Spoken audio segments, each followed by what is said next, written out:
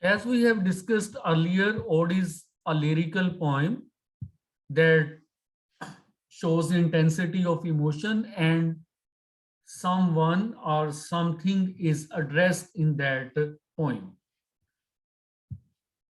Speaker of this poem is standing before an urn, that's a Grecian urn, and his provoked emotions, they let him say what he expresses in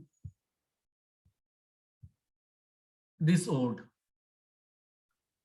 Ode on Grecian urn is basically about mortal human nature and its comparison with permanence, eternity, or long-lasting nature of art and beauty of art. So first, the poet addresses the Grecian urn in first stanza and is impressed by its timelessness. He uses certain phrases like unravished bride of quietness, mean unravished bride of quietness. You can say that's an image used to show that will not be ravished. Second, foster child of silence, foster child of slow time. He also calls that a historian, Sylvan historian, because like other historian, this can relate a tale. But that tale will be more musical, more lofty, and you can say more poetic. He admires the shape of An, which he believes that has been shaped by supernatural gods and goddesses.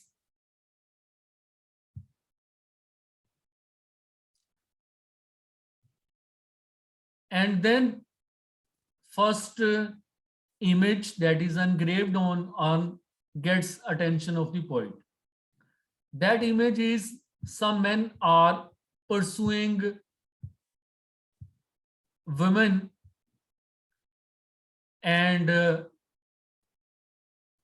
he raises these questions: what men are gods are thee, what maiden sloth, what mad pursuit, what struggle to escape, what pipes and timbrels, what wild ecstasy. So uh, these lines are, you can say, the spontaneous questions of the speaker when he sees one of the images on engraved on the urn, and he sees that some men are pursuing women while there are some musical instruments and which are going to be played. So that um, movement, which we can say the blossomed movement that is captured in that image, and a speaker's mind is perplexed with the idea who they are, what they are doing, and what's their uncontrollable passion, which is being called wild ecstasy.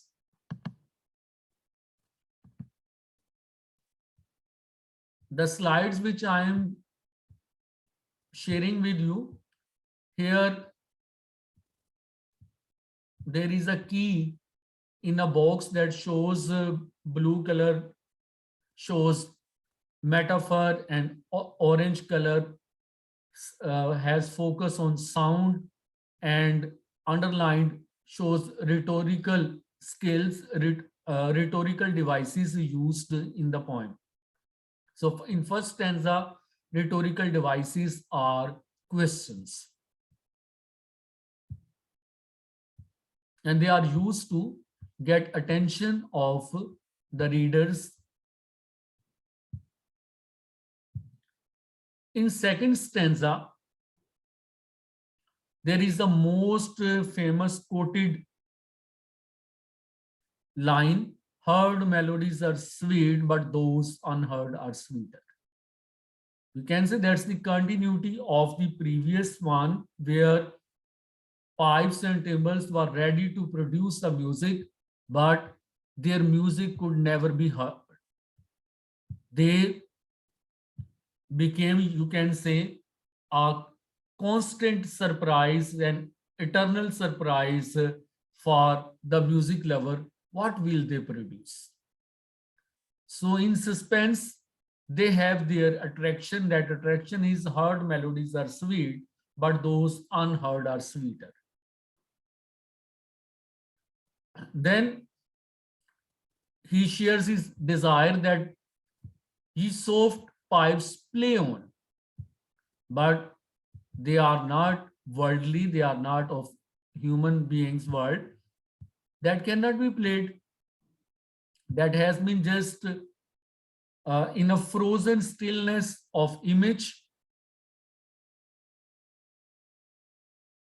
And then uh, after, you can see, appreciating the pipe and tone and music to be played, and claiming the more sweetness of unheard melodies, we focus on a fair youth, a lover beneath the tree, though cannot leave thy song.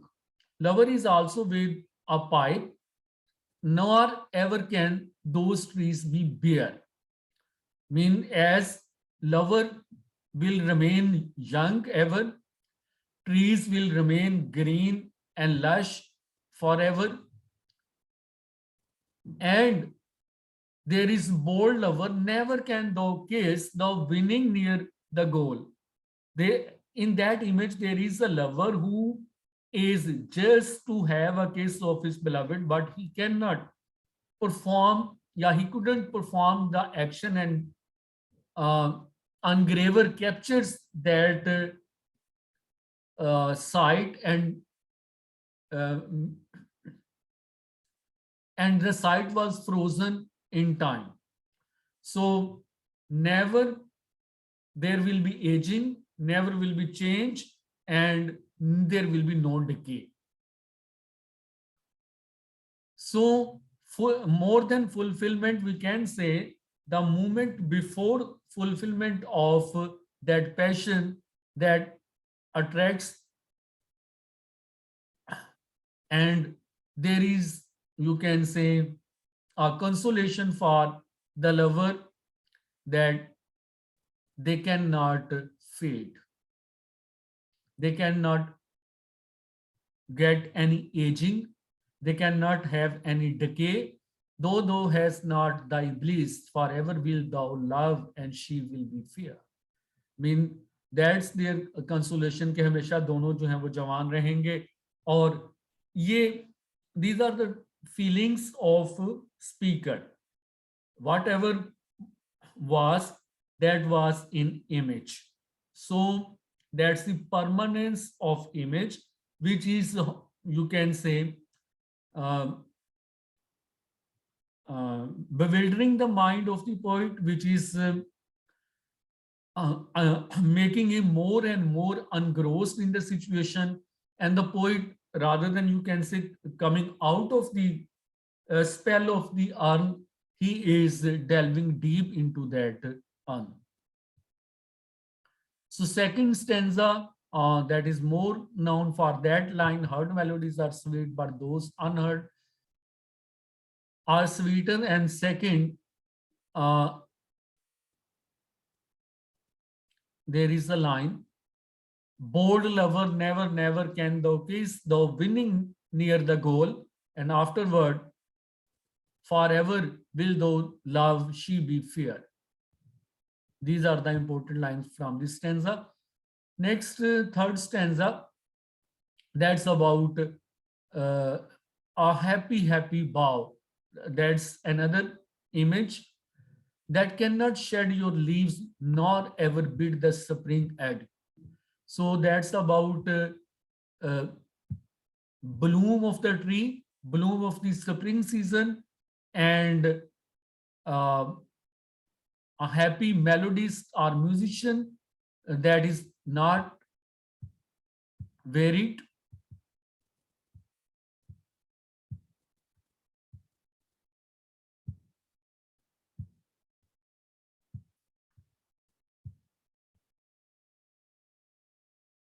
Everything, whether these are pipes, songs, melodies, bows, trees, spring season, lover, beloved, pipes, they remain in a joyful mood. More happy love, more happy, happy love. We can see that there is a rhetorical device of repetition used in this line. Forever warm and still to be enjoyed, forever panting and forever young, all breathing human passion far above that leaves a heart high, sorrowful and cloud, a burning forehead and a parching tongue. Last metaphorical line, burning forehead and a parching tongue, uh, that also you can say the poet's attempt to uh, see his own feelings or emotions in those images.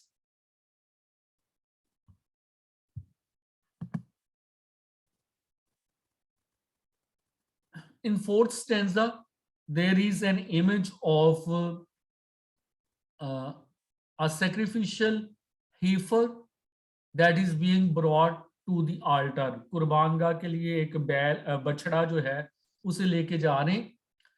तो that's also that was also part of Greek culture, but we can say that ritual is almost a global ritual. So uh, that is also presented in vivid colors. Who are these coming to the sacrifice? To what green altar, O mysterious priest?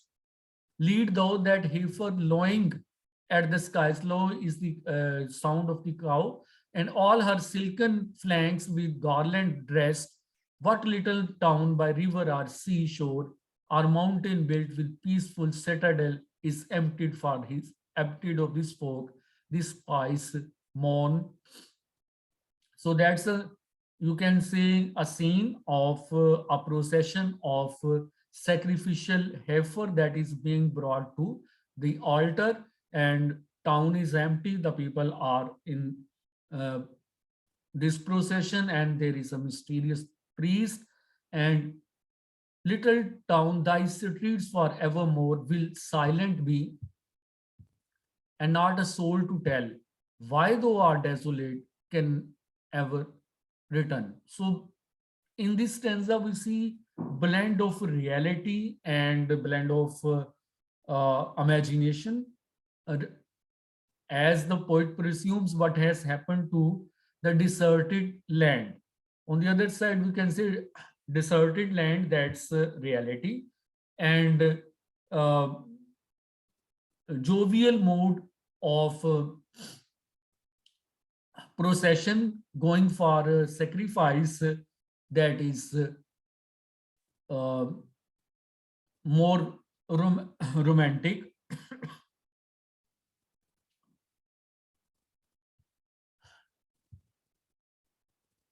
No, the last stanza that concludes the poem. O Attic shape fair attitude with braid of marble men and maidens overwrought, mean the shapes which have been engraved, overwrought on that Grecian arm, with forest branches and trodden weed, thou silent farm, do taste us out of thought, as though doth eternity. And that it is thought that the poem that begins with mm, the wonder, the poet speaker of the poem fails to see a Grecian on continues till that moment, that they are frozen in time, they are eternal, they have become timeless, and they are marvelous. But they lack one thing, that is the warmth of human emotions, warmth of life, cold pastoral. That very significant phrase, cold pastoral, that refers to stillness, refers to, you can say, uh, dead like, emotionless, lifeless nature of Grecian आन. एक तरफ Grecian आन जो है अपनी eternal beauty की वजह से इंस्पायर करता है, और दूसरी तरफ वो इंसानी जिंदगी का बदल नहीं हो सकता. Human life that follows, you can say, the principle of growth and decline, कि शुरू में पहले ग्रोथ होती है और फिर जो है वो डिक्लाइन आता है और उसके बाद खत्म हो जाता है. When old age shall this generation waste, thou shall remain in mid of other woe than ours. I mean, that's an advantage of Gratianer. Gratianer will never be old, will never be outdated, will never face any decay. A friend to man to whom thou say, beauty is truth, truth beauty, that is all. Probably the best quoted line of John Keats' poetry: beauty is truth, truth, beauty. So,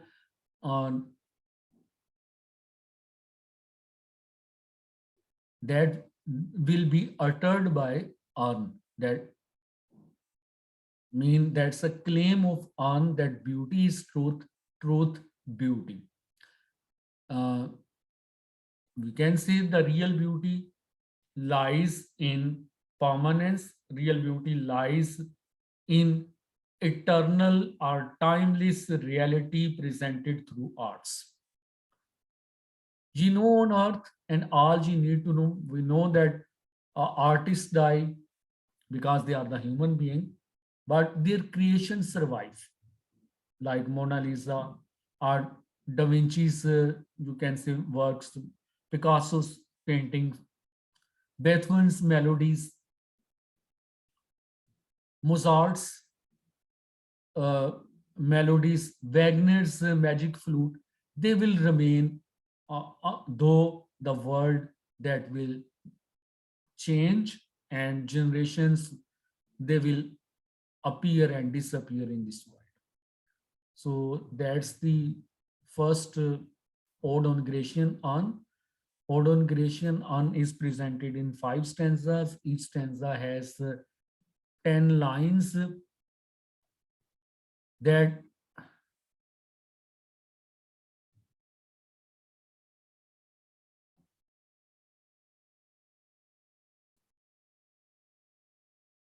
follows a format: a, then ka, da, e, and last 3 lines, I mean, first 7 lines, they follow the similar pattern, but last 3 lines usually, that's variant experimentation with ka, da, e. Sometimes you can say they follow the same, and sometimes their sequence is changed.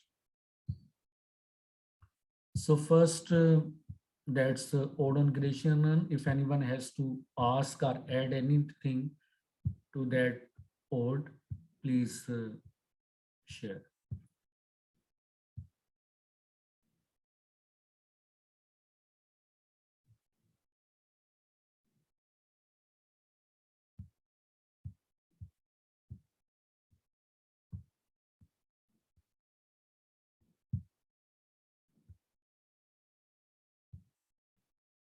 Ji